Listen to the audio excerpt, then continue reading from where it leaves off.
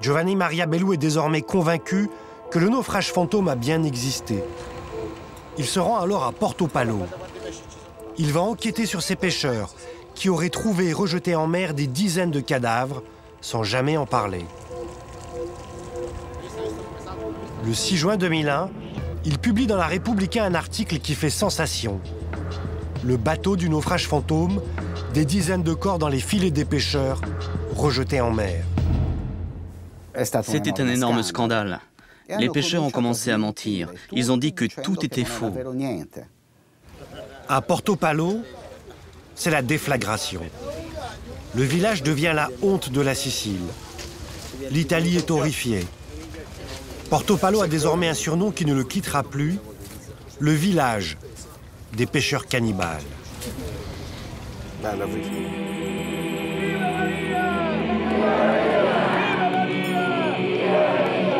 C'est bientôt Noël à Porto Palo, un petit village de Sicile.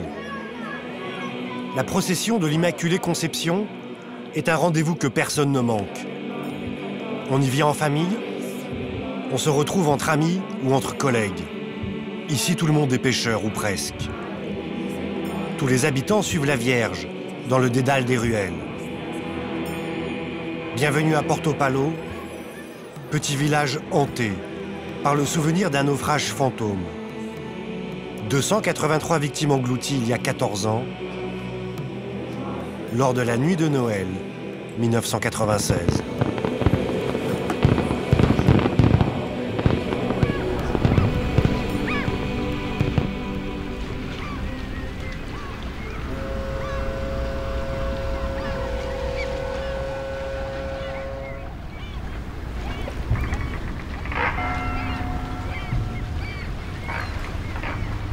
L'affaire du naufrage fantôme a commencé dans les premiers jours de janvier 1997. Porto Palo, c'est un petit port de pêche de 3000 habitants, tout au sud de la Sicile. Après la terrible tempête de Noël 1996, les pêcheurs repartent en mer sur leur chalutier. Très vite, ils sont projetés dans un mauvais film d'horreur. Salvo Lupo faisait partie de l'armada des pêcheurs de Porto Palo. Nous sommes retournés pêcher les premiers jours du mois, c'était juste après le jour de l'an. Nous sommes sortis en mer, tous les bateaux en même temps. Et rapidement, on a trouvé des choses bizarres dans les filets. Il y avait des chaussures, des vêtements en tout genre. Il y avait aussi plein de cadavres. Des cadavres, on en voyait même en naviguant. Il y en avait même qui flottaient.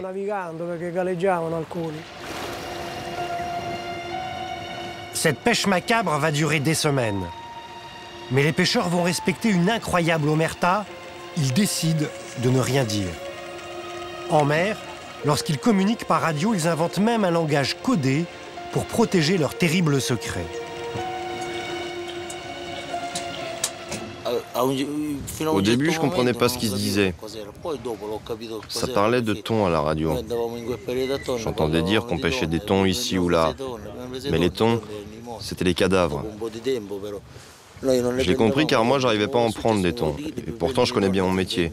Je suis un bon pêcheur. Ça m'a pris un peu de temps pour comprendre qu'il parlait de cadavres. Comme ils ne savaient pas quoi faire des corps, ils ont fait la chose la plus simple et ils les ont rejetés à la mer. Au même moment, à 500 km de Porto Palo, sur le port de Naphthylion, en Grèce, la police arrête une trentaine d'hommes. Ils affirment avoir survécu à un naufrage. Quelques jours plus tôt, il y aurait eu des centaines de morts. Ces soi-disant rescapés sont tous des immigrés clandestins. Une agence de presse grecque relaie ces témoignages.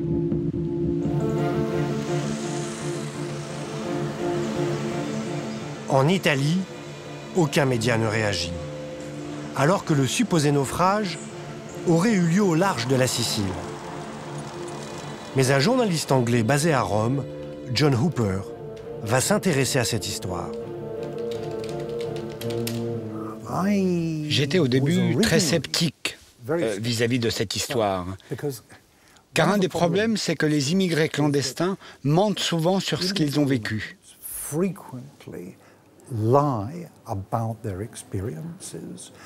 Car ils veulent générer de la sympathie, ou ils ont le sentiment que ça pourrait les aider de dissimuler d'où ils viennent, par exemple.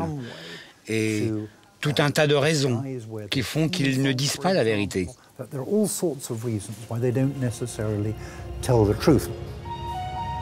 John Hooper contacte malgré tout les autorités maritimes italiennes. Elles lui confirment qu'elles ont été avisées par la police grecque que des clandestins leur avaient raconté un incroyable naufrage entre la Sicile et Malte. Les Italiens affirment avoir mené des recherches début janvier 1997, un peu au hasard, dans une zone très étendue, une bande de mer que l'on appelle le canal de Sicile.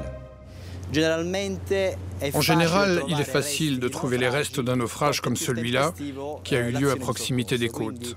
Et plus vite on est prévenu, plus on a de chances de retrouver des traces. Sauf que là, on ne trouve rien. Strictement rien. Pas le moindre vêtement, pas la moindre bouée, pas le moindre cadavre. La mer ne parle pas.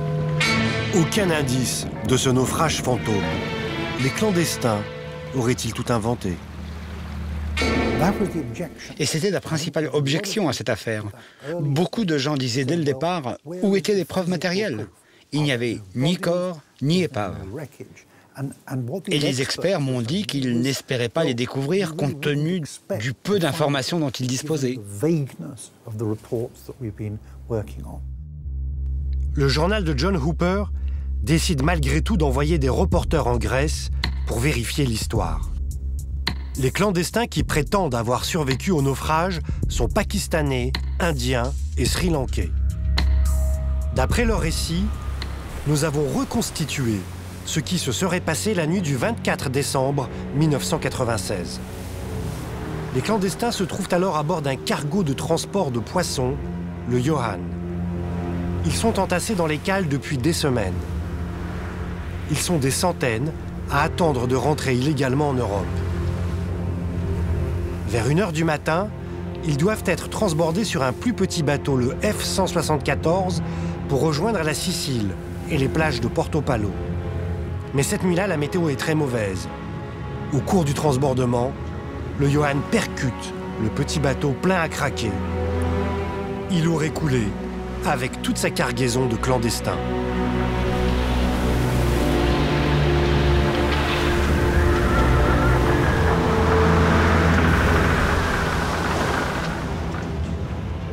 Convaincu que l'histoire est vraie, le journal de John Hooper en fait sa une. Massacre en mer, des centaines d'immigrants disparaissent en Méditerranée. Si ce que disaient ces gens s'avérait vrai, on était en train de parler d'à peu près 300 victimes. Ça en faisait la plus grande catastrophe arrivée en mer Méditerranée depuis la Seconde Guerre mondiale. Mais à la grande surprise de John Hooper, les révélations de son journal n'auront aucun impact. Pour les autorités italiennes, le naufrage de Porto Palo n'a jamais existé. 2 mois plus tard, en février 1997, premier rebondissement. Au sud de l'Italie, une patrouille maritime intercepte ce bateau poubelle. Il ne porte pas de nom, mais c'est un cargo à poissons qui transporte 130 clandestins. Tous ces éléments éveillent la curiosité de John Hooper.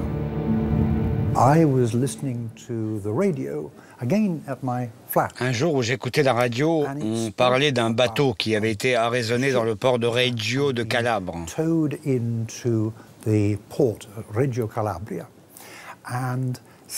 Et certains détails de la description de ce bateau coïncidaient avec ce que les survivants avaient déjà raconté en Grèce. Le cargo à poissons arraisonné par les Italiens a toutes les caractéristiques du vaisseau pirate. Il est maquillé pour le transport de clandestins.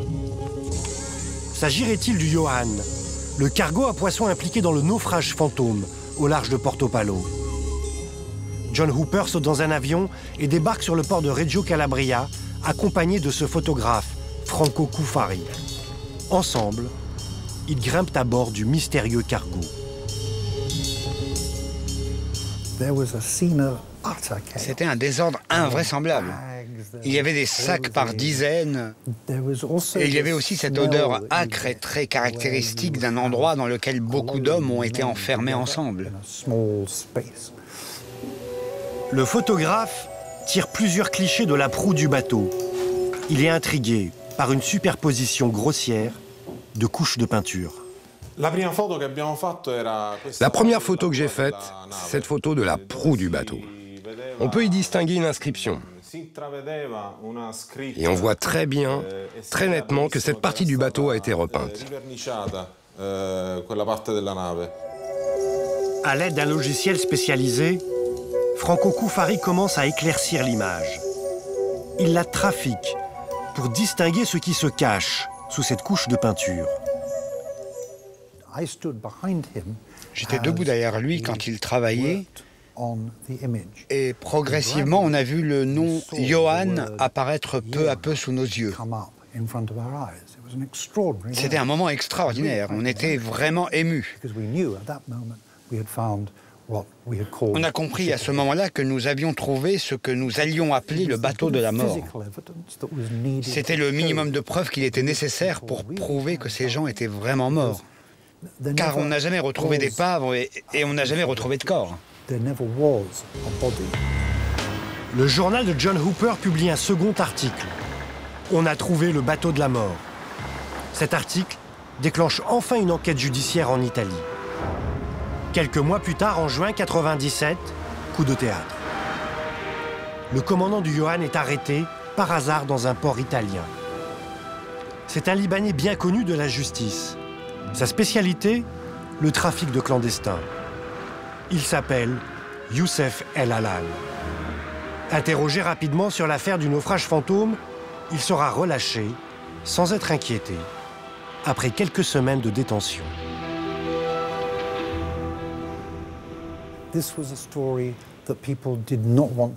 C'était une histoire que les gens ne voulaient pas entendre.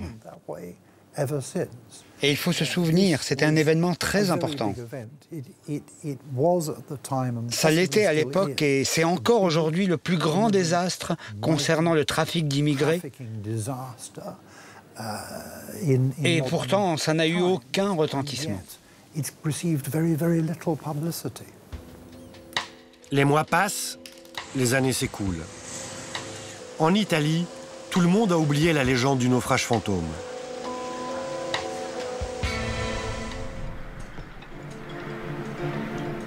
À Portopalo, 5 ans après le drame, la loi du silence plombe toujours le petit port. Mais un homme, un pêcheur, étouffe sous le poids du secret. Les pêches macabres de janvier 1997 le hantent. Cet homme, c'est Salvo Lupo. Au printemps 2001, alors qu'il pêche à une trentaine de milles de Portopalo, son destin va basculer. Ce jour-là, son filet se bloque au fond de la mer. Or, à cet endroit, il n'y a pas de rocher. Il relève le point exact de cet accrochage, il remonte ses filets. À l'intérieur, une vision de cauchemar, comme 5 ans plus tôt.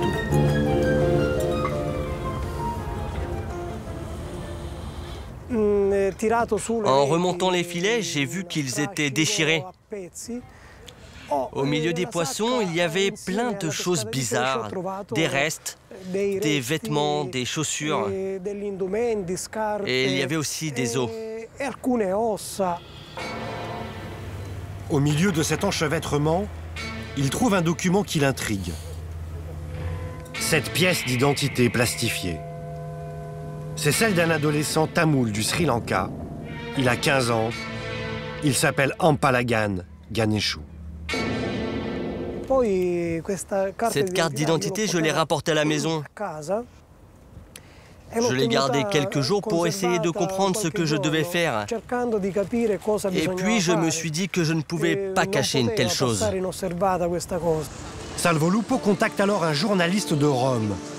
Il travaille pour le prestigieux quotidien La Repubblica. Il s'appelle Giovanni Maria Bellu. le pêcheur lui dit avoir découvert une carte d'identité qui proviendrait très certainement de l'épave du naufrage fantôme. Cette histoire, on n'en parlait plus depuis 5 ans. J'en avais un vague souvenir. En fait, c'est le terme « naufrage fantôme » qui a réveillé ma mémoire.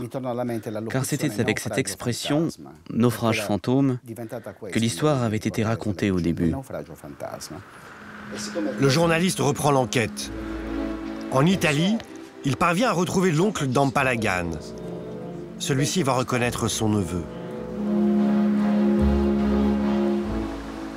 On se rencontre dans un bar, devant son magasin. Et je lui montre la pièce d'identité. Et lui me montre des photos où on le voit à côté d'Ampalagan. C'était bien son oncle. Et là, il me dit qu'il attendait Ampalagan pour la nuit de Noël 1996. Noël 1996, c'est précisément la date de la tragédie. Giovanni Maria Bellou est désormais convaincu que le naufrage fantôme a bien existé. Il se rend alors à Porto Palo. Il va enquêter sur ces pêcheurs qui auraient trouvé et rejeté en mer des dizaines de cadavres sans jamais en parler. Le 6 juin 2001, il publie dans La Repubblica un article qui fait sensation.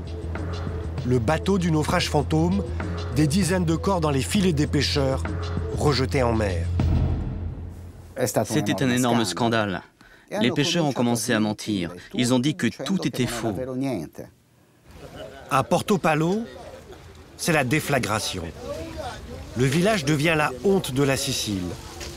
L'Italie est horrifiée.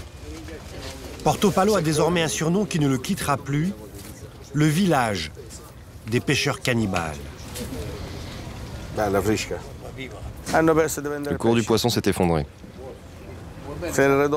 On a perdu beaucoup d'argent avec cette histoire. Et comme je l'ai déjà dit, lorsqu'on a vu sur Internet tout ce qui était écrit sur nous, les articles sur le village de Porto Palo, ça allait trop loin. On a décidé de prendre un avocat.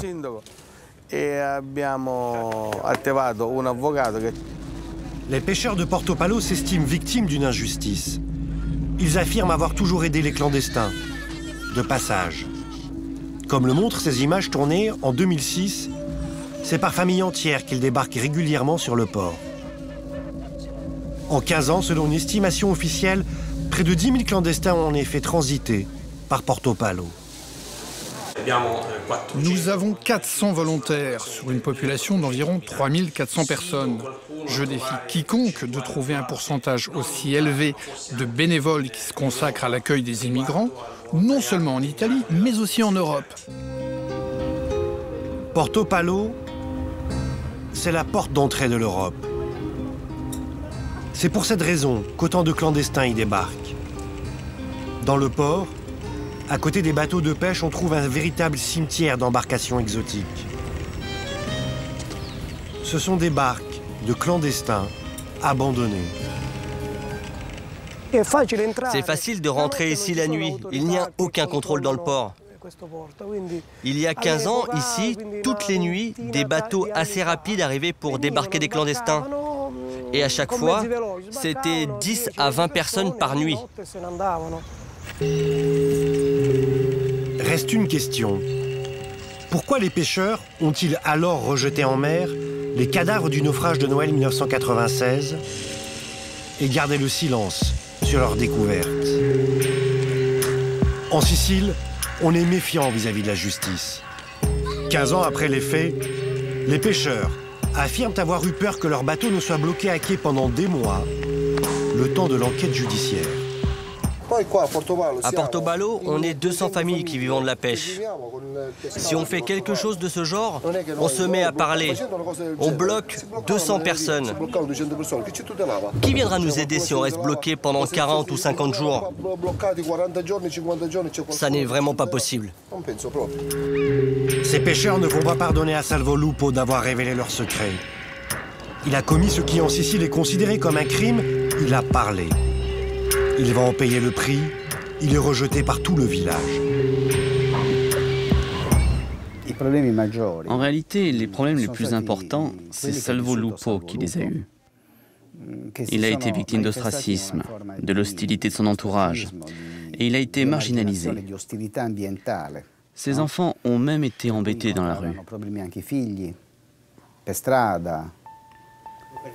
Bizarrement, malgré les nouvelles révélations de Giovanni Maria Bellu, les autorités italiennes ne bronchent pas.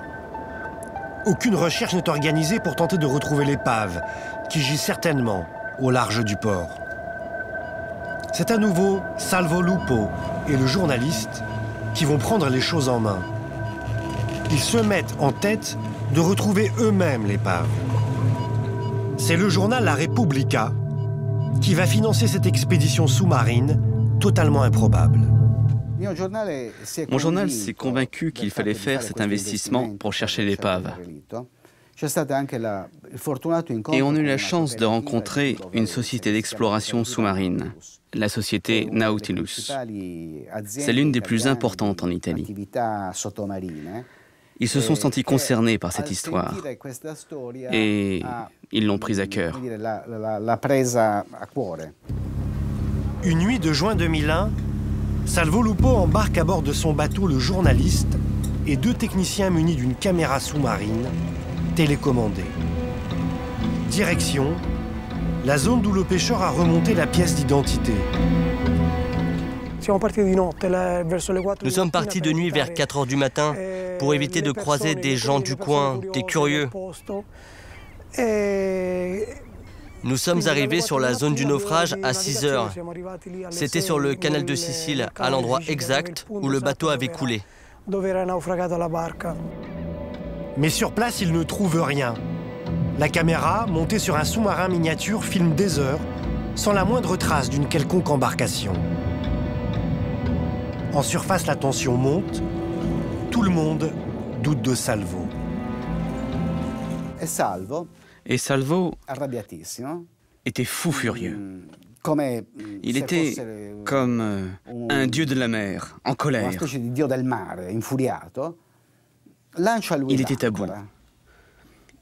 Il a alors attrapé l'ancre sur le pont et l'a jetée par-dessus bord. Il n'en pouvait plus. Et le bateau qui tanguait comme ça, se bloque. On jette alors le sous-marin et cette fois apparaît la silhouette de l'épave. Et c'était elle. Le petit bateau, le F-174, gît par 108 mètres de fond. La preuve indiscutable du plus grand naufrage en Méditerranée depuis la fin de la Seconde Guerre mondiale. Ici ont péri 283 personnes, 166 Indiens, 92 Sri Lankais et 31 Pakistanais. Tous engloutis par la mer déchaînée le 24 décembre 1996. 5 ans après la catastrophe autour de l'épave, la caméra découvre un cimetière humain. Des vêtements en grande quantité, les clandestins les avaient enfilés par couches, ce qui a accéléré leur noyade. Et détails sordides, des ossements.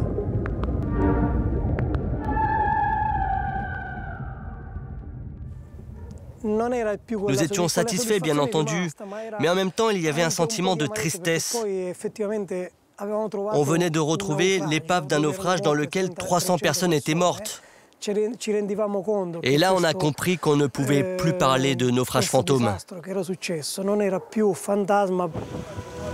2 hommes, 2 teigneux, un pêcheur et un journaliste ont réussi à prouver l'existence d'une catastrophe majeure dont personne ne voulait entendre parler.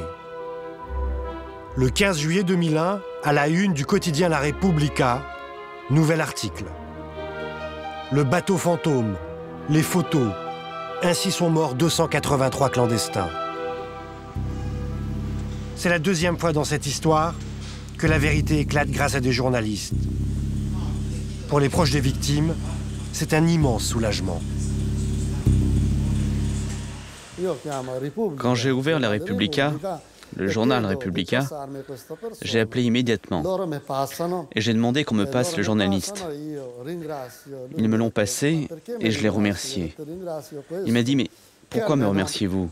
Je vous remercie, car vous avez réussi à trouver ce qui me manque depuis des années, cette part de vérité qui me manquait. Personne ne m'a jamais cru. Et vous, vous avez réussi à découvrir la vérité. En lisant l'article, cet homme n'a pas pu contenir son émotion. Je lisais et j'ai pleuré. J'ai pleuré parce qu'il y avait des gens de ma famille à bord. Des gens que j'avais connus enfants.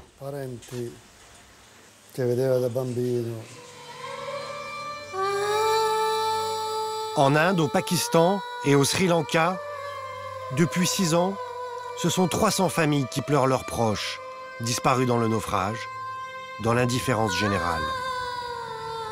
En Inde, la plupart des victimes étaient originaires de l'État du Pendjab. Direction le village de Paglana. Sadhuram appartient à la caste des intouchables. En Inde, les intouchables sont les gens les plus pauvres. Cet homme était manœuvre, payé à la journée, corvéable à merci. Il a perdu un fils de 19 ans dans le naufrage. Nous lui avons proposé de rester avec nous, de travailler ici. Mais il voulait partir. Il n'avait pas vraiment besoin de partir. Mais il voulait avoir une vie meilleure. À quelques kilomètres de là, le village de Rajpur.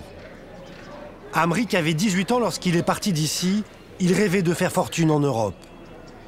C'était le fils unique de la famille Singh.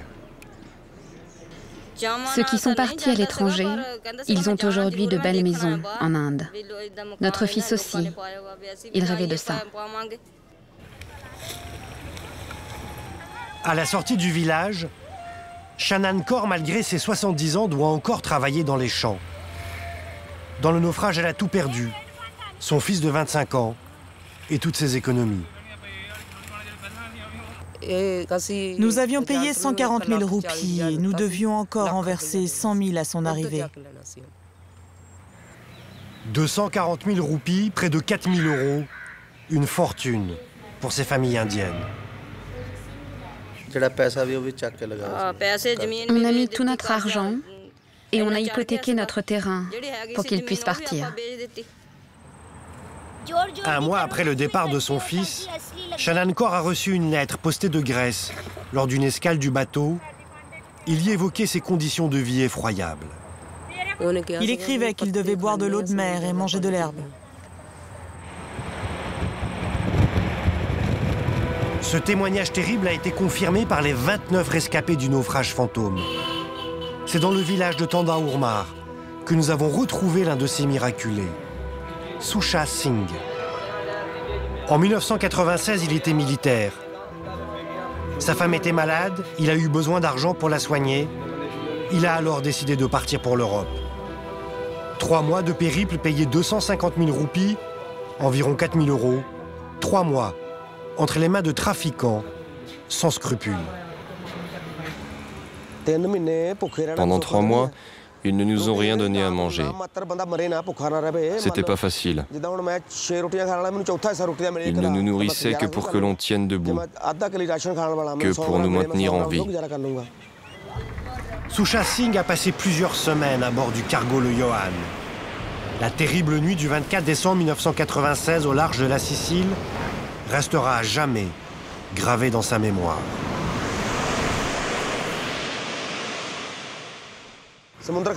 Cette nuit-là,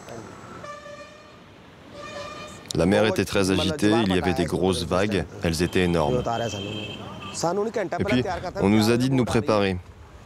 On nous a dit que d'ici 1 heure, on allait être transféré sur un autre bateau. Susha Singh voit arriver alors un petit bâtiment de secours en mer datant de la Seconde Guerre mondiale, le F-174.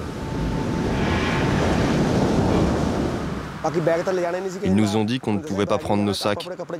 Alors on a enfilé un maximum de vêtements sur nous. Le F-174, qui doit conduire les clandestins sur les côtes siciliennes, est un tout petit bateau. Il mesure à peine plus d'une quinzaine de mètres et il est en très mauvais état. Le bateau était fait pour une centaine de personnes, mais on s'est tous précipités, on est monté dessus et rapidement on était 300. Devant nous, il y avait les Pakistanais, ensuite il y avait nous les Indiens et derrière, il y en avait encore d'autres. À bord du F-174, les hommes s'entassent sur le pont et dans les cales. Le petit bateau s'éloigne alors du cargo. Surchargé en pleine tempête, le F-174 commence à tanguer. Une voie d'eau dans sa coque va semer la panique à bord.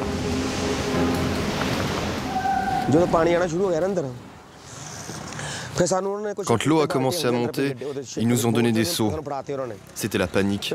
On a tous fait une chaîne et on enlevait l'eau. Chacun enlevait ce qu'il pouvait. Pendant une demi-heure, on a fait cette chaîne pour enlever l'eau. Mais l'eau a continué à monter.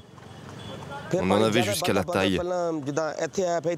Alors on est remonté sur le pont. Il y avait plein de monde. Il y avait environ 100-150 hommes. Il n'y avait pas de place. Alors on grimpait les uns sur les autres. C'était la panique. Réalisant que le F-174 est en péril, le Johan se porte à son secours, mais dans la manœuvre, il percute le petit bateau. Sur le pont, les jeunes garçons hurlaient. Tout le monde avait peur. Je me suis accroché à un câble. Je suis resté pendu 10 minutes. Personne ne pouvait m'aider. Et je ne pouvais aider personne. Puis l'équipage m'a remonté. Du bateau, il jetait des cordes. À ce moment-là, le petit bateau sur lequel j'étais était presque rempli d'eau. Je l'ai vu dériver, puis il a disparu.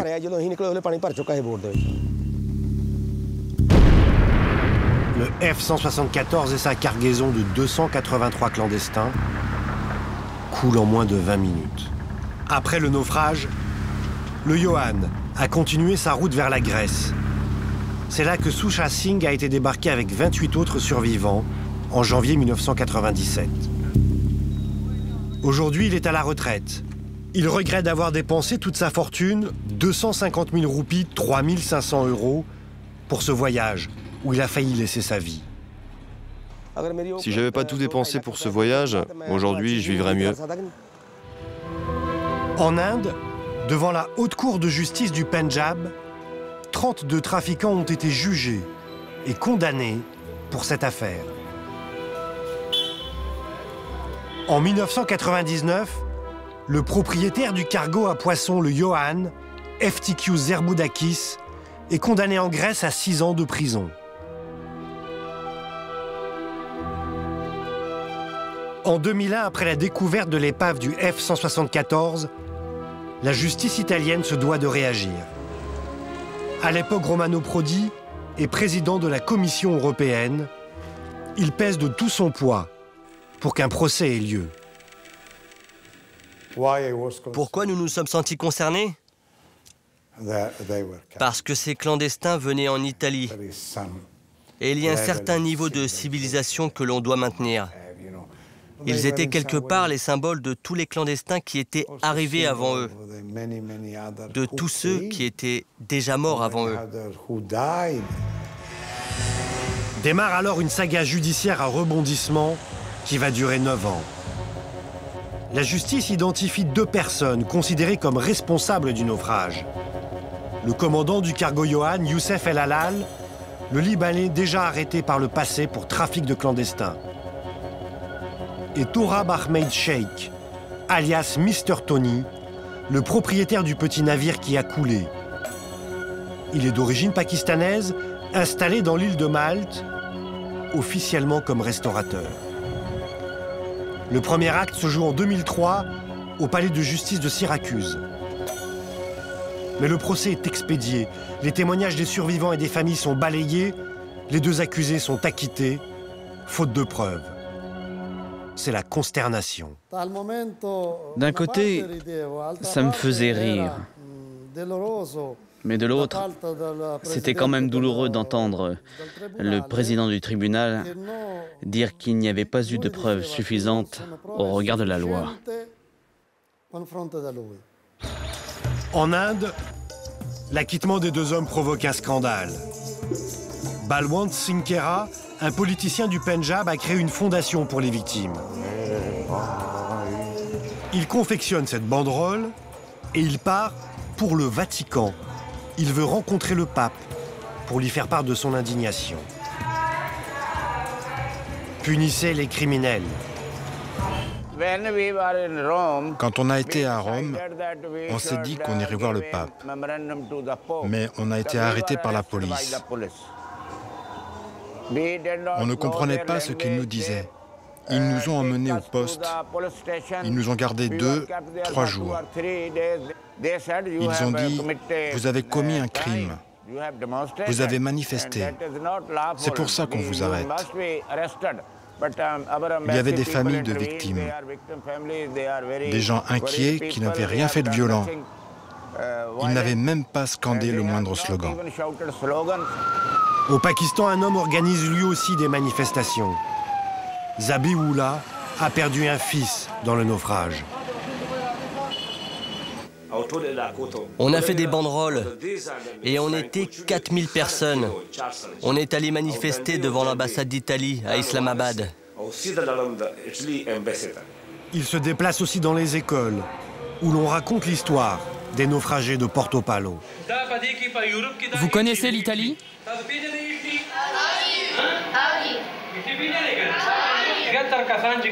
La majeure partie des gens qui quittent le pays travaillent en Italie. Vous savez qu'il y a un bateau qui a coulé dans la mer italienne ? Il y avait beaucoup de gens de notre ville à bord. Et ils se sont presque tous noyés. Parmi eux, il y avait Habib, le fils de Zabiullah, qui a étudié dans cette école quand il était petit. 2009, Sicile, la justice italienne va basculer. Un procès en appel se tient devant la cour d'assises de Catane. Le nouveau procureur, Giulio Toscane, monte un nouveau dossier à charge contre Youssef El Halal, le commandant du Johan, et Mr. Tony, le propriétaire du petit bateau qui a coulé. En novembre 2009, les deux accusés sont condamnés à 30 ans de prison pour homicide volontaire. Ce sont les peines les plus lourdes jamais prononcées contre des trafiquants de clandestins. Le commandant El Halal a été condamné parce qu'il était le commandant du bateau, le Johan. Et donc c'est lui qui aurait dû porter secours aux personnes qui étaient en train de se noyer.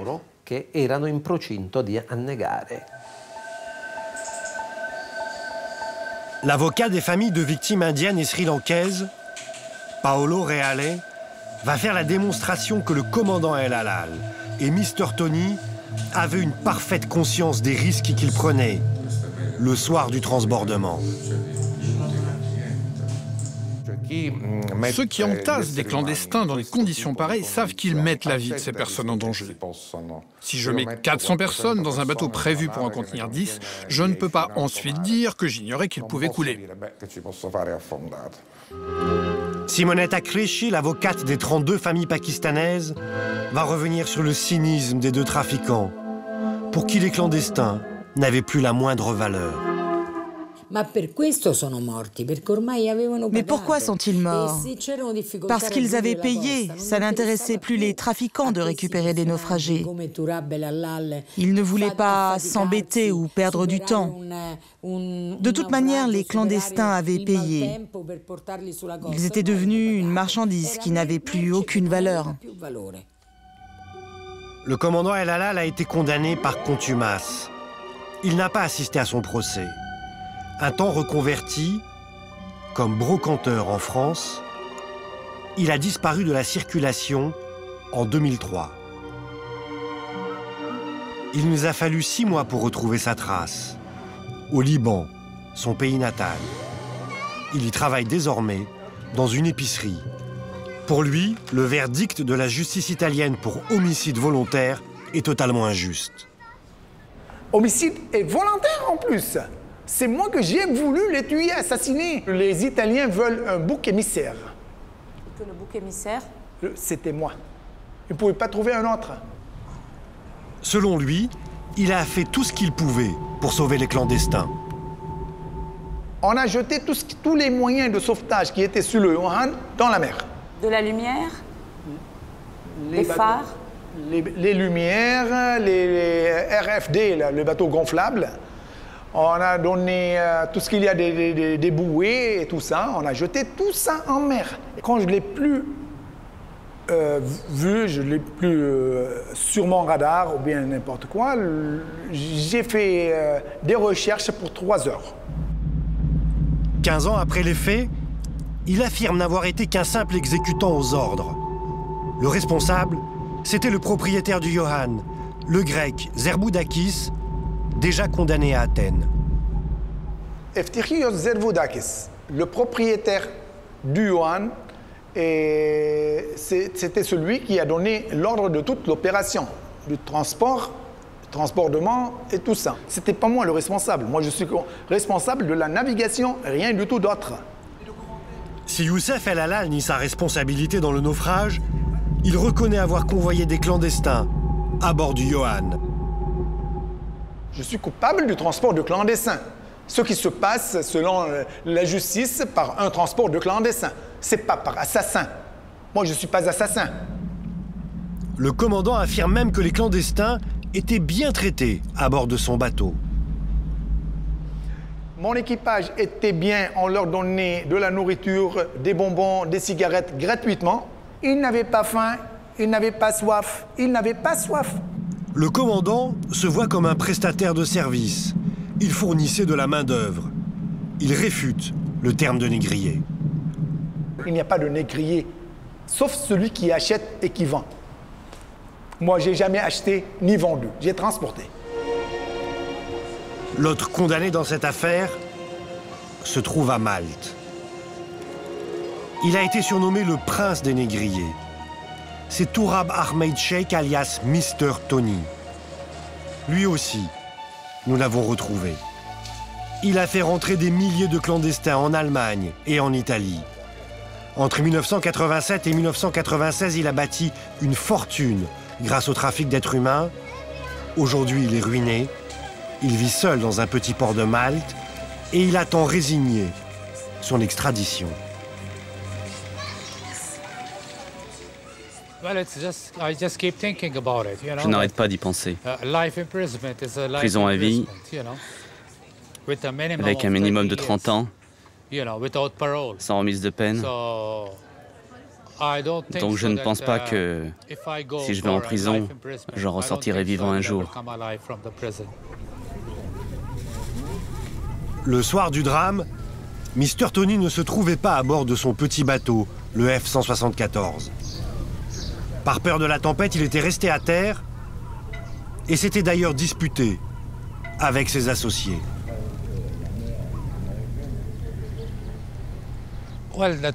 C'était 3 personnes contre une. Il y avait Marcel, Eftichios et Dionysos. Ils étaient à 3 contre moi. Ils m'ont dit « Tu n'as pas de cran. Nous, on a du cran. On va y aller. » Je leur ai dit « Si vous avez du cran, alors allez-y. » Les associés de Mr. Tony prennent la mer, mais ils ne les laissent pas tomber. Depuis le haut de cette falaise, ils restent en contact radio avec eux. Le port où était le F-174 était là-bas. Il est parti, donc parti de là-bas, et ils m'ont demandé de vérifier s'il n'y avait pas de patrouille côtière, que la route soit dégagée. J'avais un talkie-walkie, j'ai regardé, je me suis assuré que tout était dégagé, et je leur ai dit qu'ils pouvaient y aller. Et ils sont passés. Vers 22 h, son petit bateau passe sur ce chenal pour rejoindre le Johan au large et procéder au transbordement des clandestins. Au milieu de la nuit, Mr. Tony est le premier informé du drame. J'ai reçu un appel vers 3 h du matin et on m'a dit « Il y a un gros problème ». J'ai demandé « Qu'est-ce qui s'est passé ?» On m'a appelé du Johan et on m'a dit « Les 2 bateaux se sont percutés et le F-174 a coulé et beaucoup d'hommes sont morts. » Et qu'avez-vous fait? J'ai pris une bouteille de whisky. Je l'ai bu et j'ai dormi. 2 de ses associés se sont noyés avec les 283 clandestins. Mr. Tony a gardé, de cette nuit-là, le souvenir d'un cauchemar. Je n'aime pas revenir sur tout ça. Ce ne sont pas de bons souvenirs. En fait, j'ai plutôt envie de sauter. C'est sur cette falaise, dans la nuit du 24 décembre 1996, que les juteuses affaires de Mr. Tony se sont arrêtées net. Au cours de son enquête, la justice italienne a découvert que Mr. Tony était l'un des rouages d'un gigantesque trafic de clandestins. Les candidats à l'immigration étaient d'abord recrutés dans tout le sous-continent indien. Ils transitaient essentiellement par la Turquie et la Syrie. Puis une centaine d'intermédiaires depuis les ports turcs, syriens, libanais, égyptiens et grecs les transportaient vers le Ioann, basé au milieu de la Méditerranée. Le Ioann, c'était la pièce maîtresse du réseau. Il était préparé pour transporter 100 personnes, des lits de 100 personnes et de la marchandise en même temps. Mais par rapport au poids ou bien aux normes indiennes, il transportait 600 ou 800, il n'y a pas de problème. Le Ioann mouillait toujours dans les eaux internationales pour échapper à tout contrôle. Le Ioann était toujours dans les eaux internationales, car personne n'a le droit d'intercepter un bateau dans les eaux internationales. Aucun pays ne peut y appliquer sa juridiction, ni les Maltais, ni les Italiens. Quand le Ioann bondé de clandestins arrivait au large de Malte, Mr. Tony prenait le relais pour les transporter jusqu'en Sicile. Il s'était constitué une véritable flottille de bateaux-taxis clandestins.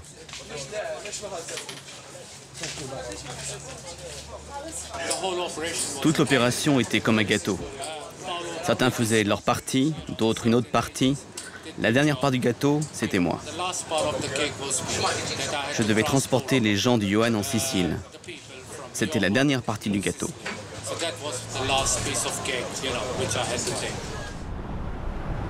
Ce trafic a duré une dizaine d'années. C'était de l'argent gagné facilement. Il n'y avait ni règles ni loi. On ne te disait pas celui-ci doit payer tant ou celui-là tant. Les Arabes étaient ceux qui payaient le moins. Même s'ils n'avaient pas d'argent, je les prenais quand même pour quelques centaines d'euros. Les Sri Lankais, eux, ils avaient beaucoup d'argent. Ils étaient prêts à dépenser jusqu'à $3000 pour se rendre en Sicile. Et les Marocains, les Tunisiens, ils ne payaient pas beaucoup. Non, ils essayaient toujours de marchander. Pour transférer les clandestins jusqu'aux côtes italiennes, Mr. Tony utilisait des bateaux-taxis comme celui-ci. C'était la partie la plus risquée, mais la plus rentable du trafic. Aujourd'hui encore, ces bateaux-taxis rapportent gros aux trafiquants. Selon le commissaire Parini, qui dirige les enquêtes sur l'immigration clandestine en Sicile. En faisant un calcul concret, pour une personne qui paie 2000 €, vous faites le calcul. Vous multipliez par 30 personnes, c'est ce que contient une barque. On arrive à 60 000 €. Alors, on retire de ces 60 000, 6 000 € pour le prix du bateau et le moteur. Tu enlèves encore 100 € pour la nourriture. Les trafiquants ne mettent jamais plus de 100 € à peu près pour 30 personnes. Au final, l'organisation gagne énormément. Vous êtes d'accord pour dire que vous faisiez de l'argent sur la misère du monde? Oh, écoutez, il y a toujours des gens qui critiquent ce que vous faites. Mais ces clandestins-là, ils payaient pour aller faire de l'argent à leur tour, vous comprenez? Et après, ils faisaient venir leur famille. À les entendre, les trafiquants se voient uniquement comme des fournisseurs de main-d'œuvre bon marché. Ils revendiquent même leur contribution au développement économique de l'Europe. Si vous voulez, ils étaient l'ANPE illégal. C'est où il y a de demandes d'emploi et il y a des offres d'emploi. Alors, c'est comme ça. Les Italiens travaillent pour 50 € par jour. Et cette main-d'œuvre bon marché, elle fait le même boulot pour 10 € par jour. Et souvent, ils travaillent même mieux que les Italiens. Combien de villages ont été bâtis par ces clandestins-là? Ai-je fait quelque chose de mauvais d'envoyer ces gens-là à petit prix de bâtir des villages italiens qui sont morts parce qu'ils ne font pas la reproduction nécessaire pour faire des enfants? Le gouvernement italien devrait me donner une décoration, une médaille, en guise de reconnaissance pour les faveurs que Turab leur a faites, en envoyant ces travailleurs qui ont contribué au boom économique italien. Et ça grâce à qui? À Turab. Mr. Tony fanfaronne. Mais 15 jours après cette interview, il sera retrouvé mort à son domicile maltais. Les enquêteurs évoqueront un suicide par ingestion de médicaments et d'alcool. Le commandant Youssef El Halal est sous le coup d'un mandat d'arrêt international. Le Liban n'extrade pas ses ressortissants, alors il ne risque rien. 14 ans après le naufrage, il ne craint pas de narguer la justice italienne. Je leur ai dit par Internet à plusieurs reprises, venez me prendre. Ils ont envoyé un mandat d'arrêt. Ils les ont envoyés au diable. Qui les a envoyés? La justice libanaise. Giovanni Maria Bellu, le journaliste de la Repubblica, a pris du galon. Il est devenu directeur du journal de gauche, l'Unità. En Inde, certaines familles de victimes ont touché 50 000 roupies, 800 €, d'indemnité de la part de l'État indien. Mais pas sous sa Singh. Il a survécu au naufrage, il n'a droit à rien. Aujourd'hui, j'ai plus rien. J'avais tout mis dans ce voyage. Et cette histoire a gâché ma vie. Ici, certaines familles continuent à espérer que leurs fils ne se sont pas noyés au large de la Sicile. Que le naufrage fantôme en était vraiment un et que ces enfants réapparaîtront un jour.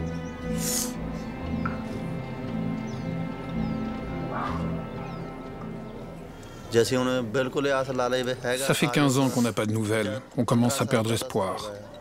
Seule sa mère continue à espérer. Elle croit qu'il reviendra un jour. On a encore l'espoir qu'il revienne. Il doit bien être quelque part. Salvo Lupo, le pêcheur, celui qui a dévoilé la vérité, est devenu un paria sur le port de Porto Palo. Il ne peut plus y travailler, il est désormais marinier dans la pêche industrielle. Il passe des mois en mer, il garde toujours sur lui la carte d'identité d'Ampalagan. Quant au navire fantôme, tombeau d'Ampalagan et de ses 282 compagnons d'infortune, 2 millions d'euros avaient été débloqués en 2006 par le gouvernement Prodi pour le renflouer. Mais ça n'a jamais été le cas. 15 ans après la terrible nuit de Noël 1996, le F-174 gît toujours par 108 mètres de fond, au large de la Sicile.